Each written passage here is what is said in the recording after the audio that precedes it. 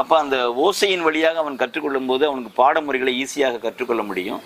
அதுவும் ஒரு ஆளுமையான கருவி, அதை வாசிக்கிறதுக்கு ஒரு பெரிய ஒரு தெம்பு வேணும்னு சொல்லுவாங்கள்ல, அந்த தெம்பு இருக்கணும். அப்போ இரண்டும் வருது, அவனுடைய உடல் நலத்திற்கான தெம்பும், அதை எடுத்து வாசிப்பதற்கு அவளை நின்று வாசிப்பதற்கான ஒரு தைரியமும், அதுக்கப்புறம் மொழி திறனை வளர்ப்பதற்கான ஒரு நிகழ்வும், அவனுடைய பாடி லாங்குவேஜ் உடல் மொழியும் அவனுடைய குரல் வளமும் சேர்ந்து ஒத்திசைந்து வருவதற்கான ஒரு கருவியாகத்தான் துடும்பை நம்ம கற்றுக் கொடுக்குறோம். அது ரொம்ப ஒரு என்ன சொல்கிறது, அது ஒரு ப்ராப்ளம் சால்விங் டெக்னிக்கான ஒரு இன்ஸ்ட்ருமெண்ட்டுன்னு கூட சொல்லலாம்.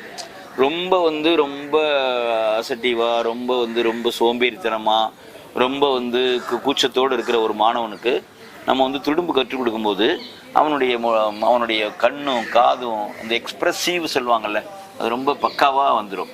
How beautiful the rain is அப்படின்னு சொல்லும்போது சாதாரண